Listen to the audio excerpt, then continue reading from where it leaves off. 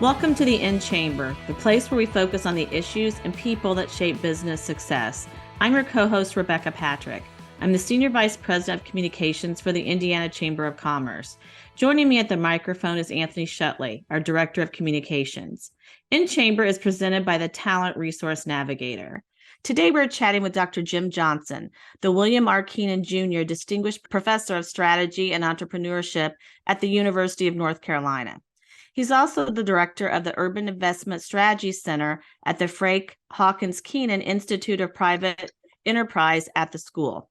Dr. Johnson is an expert on workforce diversity issues and has a very interesting personal story, which gives him a unique perspective on an array of topics that are pertinent to our current times. Jim, thank you for talking with us today. Thank you so much for having me. I'm delighted to be here. Good. You're pretty candid about your upbringing. You grew up in impoverished and segregated North Carolina. How has that shaped your view on life and the world we live in? My view is rooted in a conversation that I had with my grandmother when I was 3 years old in the segregated South. She told me that you put your pants on the same way they do. And so my life has been shaped and driven by an unrelenting desire to compete irrespective of the challenges that I'm faced with. So I take that notion that I put my pants on the same way they do, literally, and that has directed my life. Do you have any examples maybe of how you you said competed? Is there any examples of how you've sort of pushed forward that can sort of be an example for others? Absolutely. So I attended segregated schools and from first grade through to eighth grade, and I read books handed down from the white schools 2 to 3 years after they had been used. They had used the books, and sometimes they didn't have very nice things written in the margins. And what my grandmother was saying when she told me I put my pants on the same way they do, that in spite of the odds, in spite of the challenges that we faced in the segregated South, I had to always work hard and be committed to competing. That meant if I had to stay up all night tonight to compete effectively with you tomorrow morning, that's what I had to do. And that's what I did. Here in Indiana, we talk a lot about the brain drain, where people move away from home and take their talents with them. In your own journey, you moved back from California to your hometown in North Carolina. Why was it important for you to return home and staying there? That same little old lady who was 4'7" feet tall, we had a bond, an incredible bond. And the entire time that I was away from North Carolina in graduate school and working in California, I had to call her every Sunday morning promptly at 9 a.m., not 8:59, not 9:01, but promptly at 9 a.m. And she could never figure out that it was 6 a.m. on the East Coast, on the West Coast, and when I had to call her. And the return to North Carolina was driven by the fact that as she aged and needed some caregiving support, it was time for me to come back. And it just so happened that I got recruited back by the University of North Carolina precisely at the time that she needed the kind of caregiving support. So family drove my return to North Carolina. And I view that as a blessing because I was able to spend 14 years with her before she passed away at the age of 99. And so that has always been important. I have actually translated that notion from a policy standpoint with communities that experience the brain drain. I think that one of the policy strategies that we need to be pursuing today is a strategy of bringing back our own, because far too often we don't recognize that when people do leave and go away and are successful, they still have family and connections in the local community. And as they age, those caregiving responsibilities and the like loom large. So if we create the conditions for people to come back home, I think that that's an incredibly important strategy as we struggle with the great resignation and labor challenges that we face today. Bringing back our own is an important strategy. We spend a lot of money recruiting companies. Let's think about recruiting talent in the same way. Exactly. And you touched on it there, but is there anything further you can share on lessons in your own returning home story that communities can use to turn the brain into a brain gain, or at least retain A- those talents. Absolutely. When people move away and they bring Rolodexes back, electronic Rolodexes, they bring connections, they bring all of those experiences and the knowledge and know-how that they have acquired as a function of being away from the community. And so that diversity of thought, those connections, and all of the resources that you're able to access as a function of your journey away from your community. Those are all valuable assets in an economy and society where talent is the new it. And so we must view that as a very, very valuable asset. And I firmly believe that, as we age, when we leave, we can't wait to leave. I got to get away from here. Sooner or later, that all changes. And the notion of coming home is a valuable thing that I think is underappreciated in the labor market and in workforce dynamics today. To me, it's a competitive advantage. And I'm from a very small town in North Carolina, and just about everybody in my hometown in my age range is back in the community. Um, 3 or 4 people in my own family who got doctorates. We have a 3-star general. We have a West Point grad. All of those folks are back home, taking care of family and contributing to the community. Jim, you've taught several courses on managing workplace diversity, and that's probably the understatement of the year. I mean, to my way of thinking, you are a pioneer in teaching and instructing in workplace diversity, doing so at a time where, way before, current situation is. And so I'm wondering, why is the issue of workplace diversity so important for businesses today?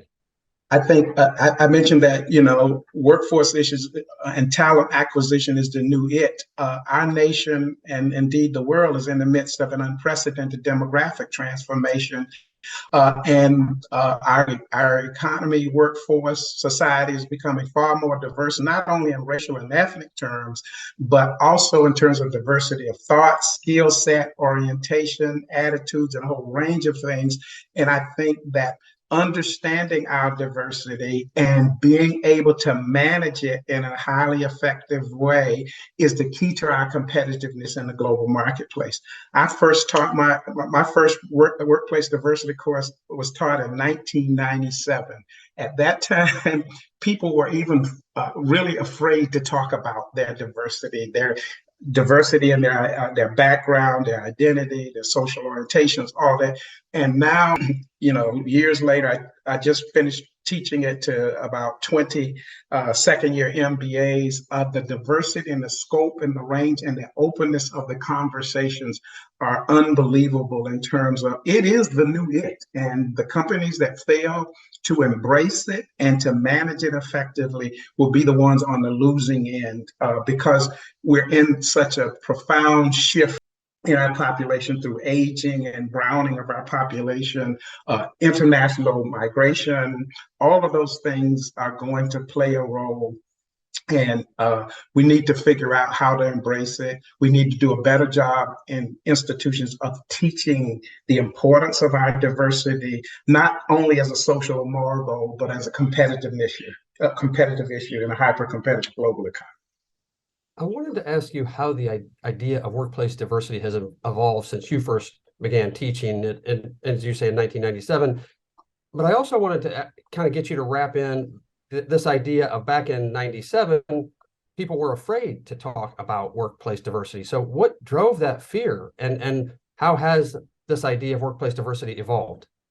I think it has evolved based on our immigrant gateway communities. At the time when I returned to North Carolina, I was in Los Angeles teaching at UCLA, which was an immigrant gateway, at the time. And so you could see and feel the diversity play out in our communities. At the same time, our native born population, that boomer generation born between 1946 and 1964, were beginning to move into the senior years early on in this period. And now we're full-fledged into that graying of America, if you will. If you are aging, and if you at the same time have below replacement level fertility, the only way you're going to compete is to embrace diversity, embrace immigration, and figure out how to manage that dynamic as a competitiveness issue for us. And so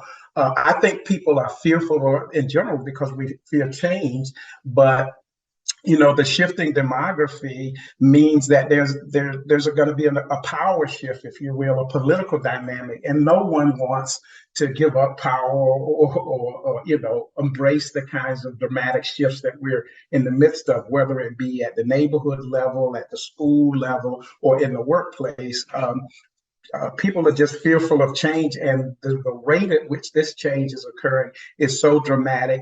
And the knowledge and information that we receive through electronic media now, it's instant news about these things. When have you last read an evening newspaper? That's old news by the time it hits your front door. And so it's this instant information about the kinds of changes. I always say that we're living in a society today where the new normal is certain uncertainty.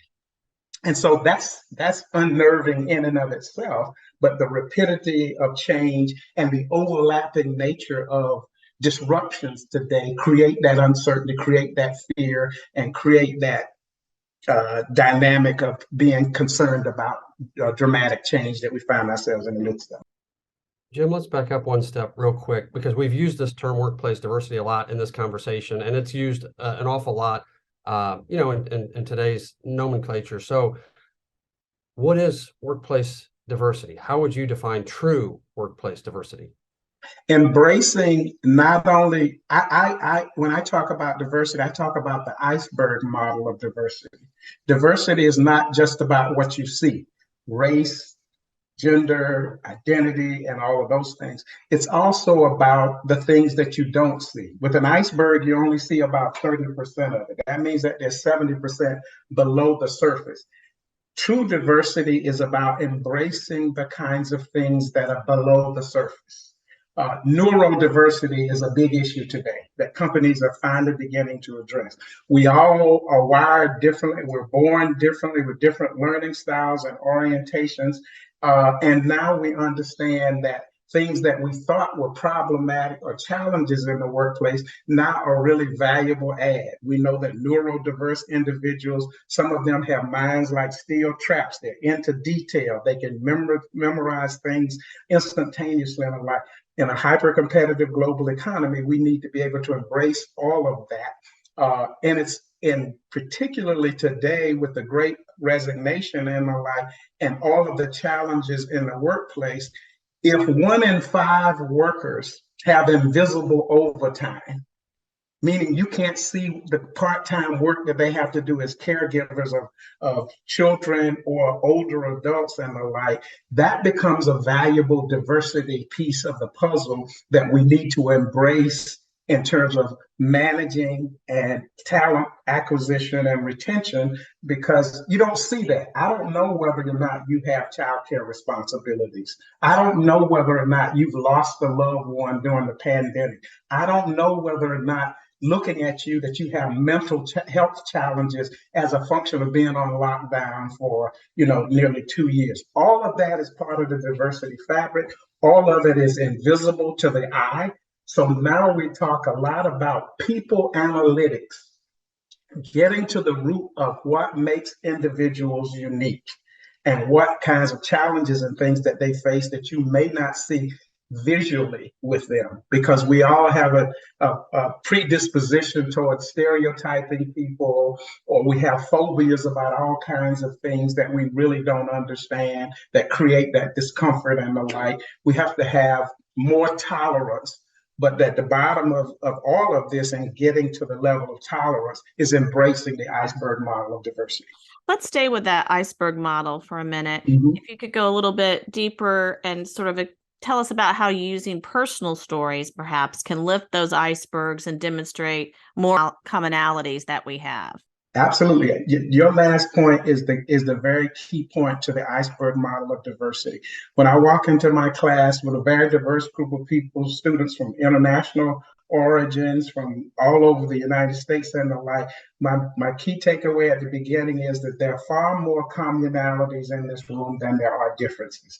When you dig beneath the surface of diversity, what you will find is that there are so many commonalities. I'll give you an example from my most recent class. An African American male said, I have difficulty getting a taxi cab on Fifth Avenue in New York. And a Palestinian student says, try to go up to an airport and purchase a one-way ticket. Two different people from different points of the places in the world got the same problem. I have a young white lady whose parents don't speak to her because she wants to marry a Dominican, and I have an Indian woman whose parents don't speak to her because she rejected an arranged marriage. All of these things in the same place, all of those connections are commonalities and points of engagement. So when you create a venue and an opportunity for people to share their narratives, then you begin to find out where there are connections. And then we call them aha moments, because you can look at someone and say, and think that they got an attitude or that they're just nasty oriented people. You don't know their background. You don't know what happened the night before that they walk into the room with the challenges and the like. And we don't get there until we develop the people analytics to help them understand those kinds of challenges. And so it's important to have those conversations. We call them courageous conversations because it requires you to be vulnerable to share your outcomes. You all don't know that I've lost 10 family members in the last decade, including my spouse at 48 years old. All of that impacts who I am. And I'm not, I would dare say, if I walked into a room, I'm not the only one. They may not have lost 10 people, but I bet you there are other people who are suffering from bereavement issues. And so that's the point. We have to get beneath the surface so that we understand the dynamic of what shapes people's lives, their experiences, their daily world lived experiences, or the challenges that they faced historically or whatever. Until we add that kind of human sensitivity, I think we're going to always have challenges in the workplace moving forward. It's almost hard to think about in today's world, but in the early days, there was some pushback. You had to even argue in favor of keeping your workplace diversity course as even an elective. Now the discussion is about finding space for the class in the core curriculum. What does that say about where we are as a country? It says that people are beginning to understand the importance of embracing the diversity that we have. At the same time, I must say that, during George Floyd and, the pandemic, there was a lot of conversation about keeping it in the core. Now we flip back. I mean, there's a lot of pushback in a lot of places today. The pushback is that we shouldn't be teaching diversity at all. It's a big issue in the cultural wars today. It's not inconceivable that in a couple of years, maybe we may not be able to teach anything related to diversity, which is unfortunate, and I think is short-sighted given the huge labor force challenges that we face today, declining labor force participation in prime working age individuals, an aging out of a boomer generation that's going to be exiting the labor market. We got to change the narrative to get back to a place where we view it as being essential to our diversity. Success in business today has to move beyond training in the core functional areas of business. We are in the people business today. We're in the talent acquisition, management, and retention business, and it's going to require this focus on diversity. If employers, CEOs that I talk to say that they want workers who can groove on ambiguity, what does that mean? What does that mean in terms of what skill set do you need? You need to be able to manage people, because if you go to Bulgaria, means and means So somebody told you about something, you think it's going to be delivered tomorrow, and they say, no, fool, I told you no. If you don't have the cultural elasticity and understand the nuances of doing business in different cultural milieus and the like, how are you going to be a globally competitive business? These issues are so core to our future competitiveness in the global marketplace that we have to get people to understand that this is not some trend, popular, timely trend. This is core to our essential competitiveness in the global marketplace. Having the cultural elasticity to move fluidly from one cultural business milieu to another one, that is very, very important. And we need to do more to train and prepare the next generation to be able to do that. Jim, on the subject of workplace diversity, I think some people fear, and particularly white people fear displacement. When you're talking about workplace diversity, how do we get over this fear of some people being displaced to achieve true workplace diversity? One of the fundamental principles of embracing diversity is that diversity of thought leads to innovation. So people who are concerned about displacement, I think, need to understand that the more diverse your teams are, the more diverse the people in entrepreneurial ventures and the like. When we talk about immigration is a selective process. People who immigrate are risk takers by definition. If you look at the so-called Silicon Valley effect, most of those companies, those big companies, either the CEO or the co-CEO is an immigrant because they're risk takers. They're more entrepreneurial than the native-born population. We need that diversity of thought that's going to lead and drive an innovation economy. And so one person's displacement is another person's job creation for new opportunities in the marketplace. It is always unsettling in a society and economy where change is so rapid. So I understand the concern about displacement and the like, but that was the harken cry that when immigrants came to America, that they were going to take jobs created by, that Americans had. We did the first study of the economic impact of Hispanic immigrants in North Carolina. When I arrived in '92, we had about 90,000, and now we have well over 1 million. And the harken cry was that immigrants take our jobs and they cost more than they contribute. Give you one data point. You often hear that the Hispanic immigrants are a burden on the healthcare system. The median age of a Hispanic is 30 years old. What kind of major health problems do you have when you're 30 years old? The median age of a white American was 45 at the time. When you're young in your 30s, to the extent that you have health crises, they're usually acute crises. You stuck your finger in the chainsaw, you got to go get it glued back on. But when you get in your 40s and 50s, your health crisis go from acute to what? Chronic. Which one costs the most? It's the chronic. When my wife died of cancer, her treatment in the last 6 months of life was $5,000 a week. So these are young people. We need them in our economy and the like. And what we found when we did the rigorous work, for every dollar we spent for healthcare, corrections, and K-12 education for our immigrant population, we got $11 back in business revenue and taxes. Why? Because even if an immigrant is a renter in the housing market, they're paying taxes, because any landlord that's got good sense is going to pass part of the property taxes on into the rent. Is any immigrant that's driving on the freeway that buys gas is paying taxes. I mean, and they're young people, so they don't have that burden on the healthcare system that everybody says. And so we have to debunk some of the myths that undergird the fear about these issues, and try to push forward with this harken cry about this is the key. Diversity is the key to our competitiveness in the marketplace. Now, a quick word about our sponsor. The Talent Resource Navigator is a new free online tool that offers the convenience of one-stop shopping for education and job training opportunities.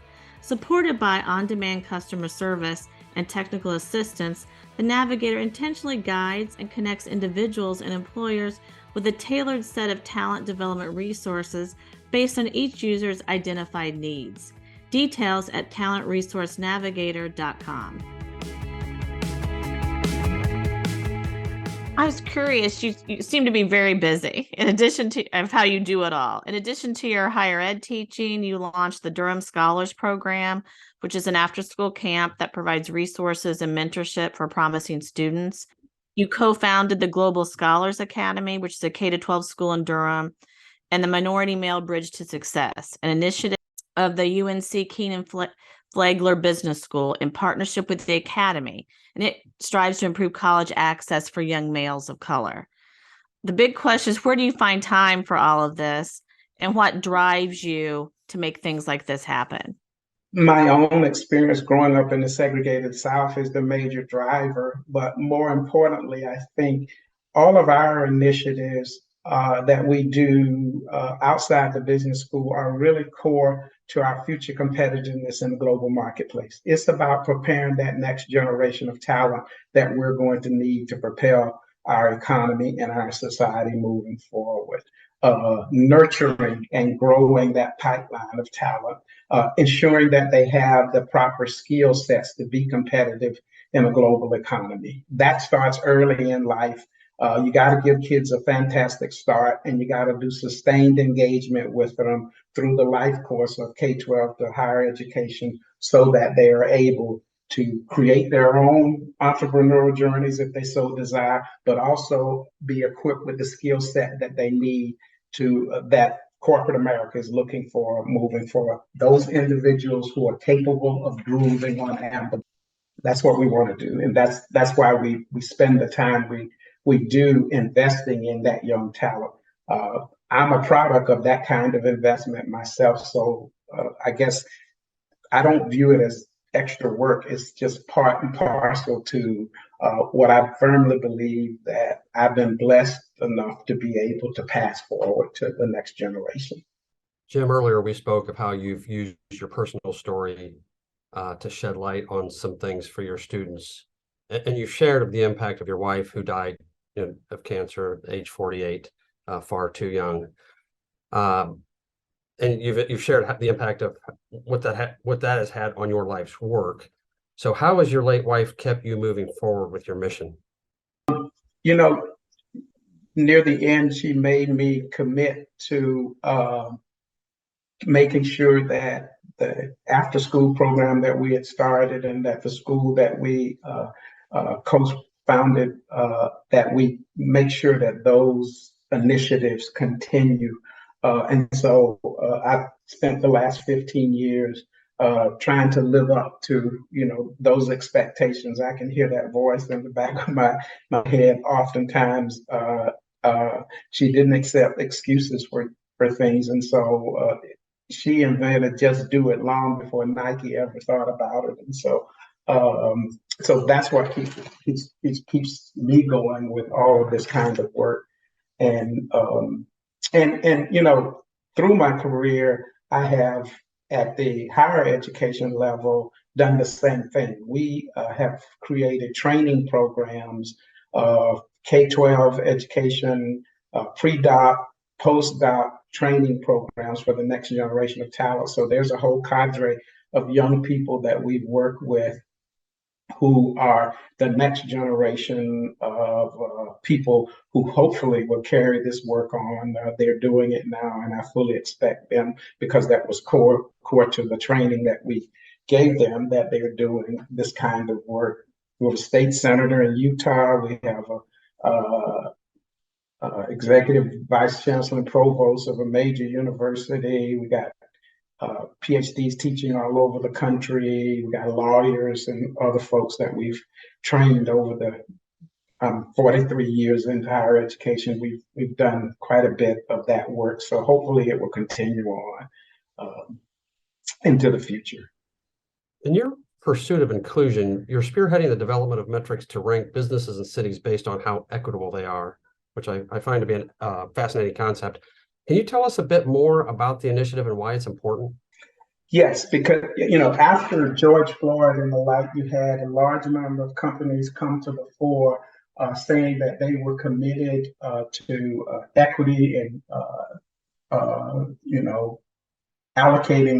committing large sums of money to various initiatives to promote equity, inclusion, and justice in American society. And we thought that it was important that companies have lived up to, make sure that they lived up to their commitments. And so we put together this corporate reputational equity toolkit, a set of areas in which they could invest and then develop key performance metrics, key performance indicators and metrics of how they were doing over time as evidence of accountability. Oftentimes, in the midst of crisis, people commit lots of resources, but then there's this quick drop off as time moves forward in terms of the commitments. And so we developed this reputational equity toolkit that enables researchers, if they want to evaluate and monitor the progress of that companies are making in their commitment to equity and inclusion, both inside their firms and their commitments to the larger communities that they that define their footprint in terms of where they serve, provide goods and services. And so it's an effort to quantify our impact on leveraging diversity that exists in our society and making our society a far more equitable and just society. And so that's what we've been doing. Mm-hmm. Jim, you've done a lot of study on disruptive demographics and the economic implications of the browning, quote unquote, and graying, quote unquote, of America. What do these shifts and their resulting economic implications mean for businesses and communities in the U.S.?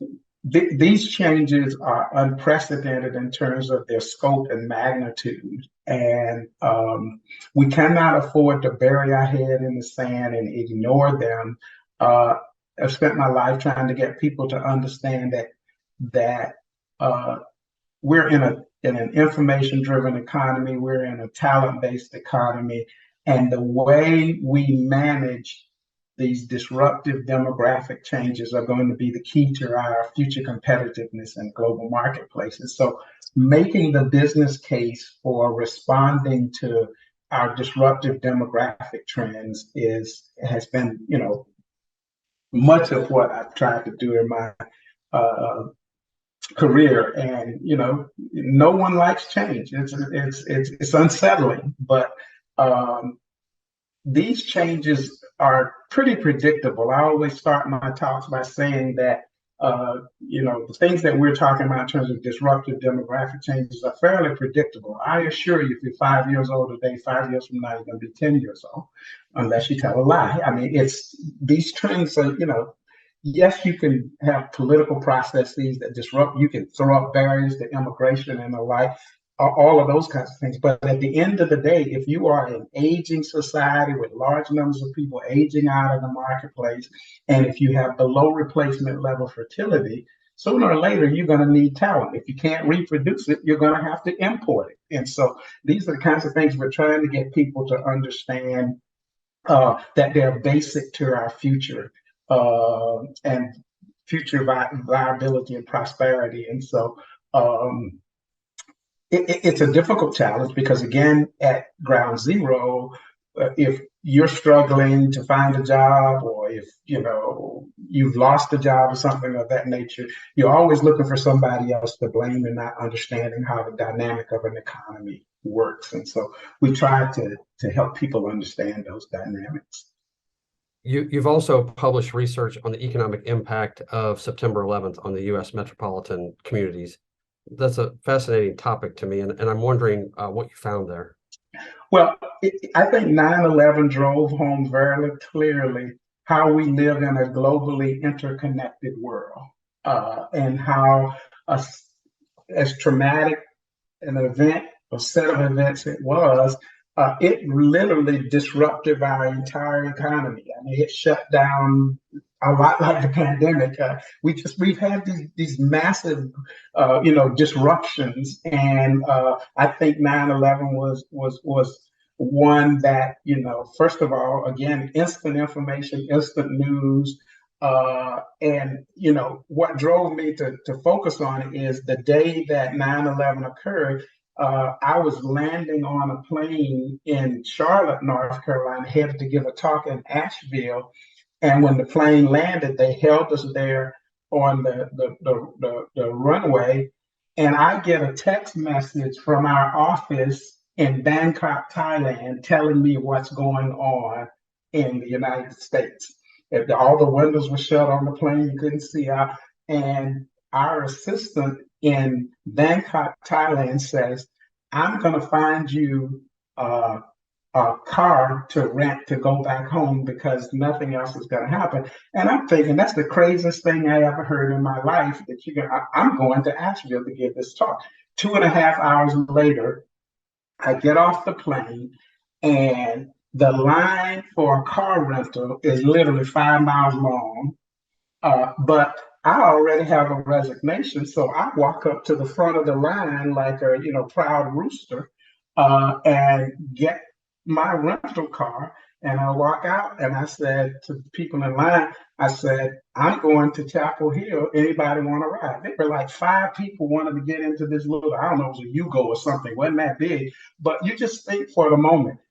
I'm in Charlotte, North Carolina, and I get information of what I need to do from Bangkok. That's the global interconnectedness of the world, and how these disruptive things there can be something that happen halfway around the world that impacts, what goes on in our living room or in our workplace. I don't know what's happened since we've been talking this morning, but I guarantee you there's something in the world. Don't look at your 401k. Don't look at the stock market. I don't know. It's going to be something, because that's the nature of the world that we live in today. And I think 9/11 was one of the first events that we began to study, to look at the impacts on real estate markets, on various segments of the economy. But in a globally interconnected world, these are the kinds of things that we're going to be confronted with. And that's why I think education, especially business education, has to change to prepare students to have the competitive intelligence skill set that they're going to need to stay on top of their information game, so companies are not blindsided by unanticipated change. There's two kinds of change: anticipated change, things are going to happen. If you get blindsided by that, you're just an idiot. That's coming down the path. The key to how do you narrow the ring on things that you can't anticipate. That's about competitive business intelligence. That's about knowledge management, staying on top of your information game so you're not blindsided by unanticipated change. While it's still relatively early, Indianapolis and other metro areas in Indiana and beyond, all across the country, have seen a big impact due to the COVID-19 pandemic, with downtown areas, as you know, being especially hard hit. What are your thoughts on how that will affect those areas long term? I think that this is a major shift. I don't think RTO policies, return to office policies, are going to be as effective as people think they're going to be. I think that we're in a new phase. When we went shut down and sent people home, a lot of folks assumed that home was in the local community, but lots of people voted with their feet to communities that are long distance. And so when you have a CEO issuing a mandatory return to office policy 3 days a week, and I now live in Idaho, that's not going to happen. And lots of people, if you look at the data very carefully, what you will see is that we saw growth in communities that didn't have a history of rapid growth. It was because people were voting and moving to these long distance locations, including some offshore in other countries. And so I think we're going to have to rethink. I think there's going to be a lot of vacant real estate in some of our cities. It creates opportunities to transform some of those facilities into housing, much needed housing for workers and people who don't have it. And so I think that it requires a different thought process, and how do we make our cities attractive and competitive. But I think the train has left the station for a large number of people who, either because they have serious caregiving responsibilities that keep them that mandate that they have to be, at home or some other place to take care, at least part of the time, take care of loved ones and the like. And then other people just move long distances. Here in North Carolina, we got 253 people every day arriving in North Carolina during the first 15 months of the pandemic. They're not going back. Florida got 658 people every day. They're not going back. They might go someplace else, but I don't think that's going to happen. So I think we have to rethink, the world of work is changing dramatically, and it's going to have implications on our cities and downtown areas that, we're going to have to prepare for. How do we rethink the adaptive reuse of those spaces properly? Last question. You've spent decades in some cases working on some of these areas and initiatives. Is there anyone or some of your students maybe perhaps that would carry the torch sort of going forward regarding the work that you've really dedicated your life to? Yeah, that was the point I was making earlier, that part of our strategy early on was to offer specialized training programs for the next generation of talent to do this work. And so we do have a whole cadre of young people out there in their prime doing outstanding work that hopefully will continue this tradition of entrepreneurially oriented academic research and policy relevant research, and doing innovative demonstration projects and the like. We have some exciting ones we continue to do, and I'm recruiting young people to work with us. We have a new whole community health initiative where we're training a next generation of young people how to build viable and healthy communities. And they seem to be committed, and they know as long as I'm alive, I'll be calling them at 3 a.m. if they're not doing the work that they're supposed to be doing. So They can't escape you. That's right. I'm excited, and they're really good people. So we expect it to continue on. Good. Jim, thank you again for joining us. It was a really fascinating conversation for us. My pleasure. Thank you. The current issue of the Chamber's BizVoice magazine is the annual focus on education and the workforce.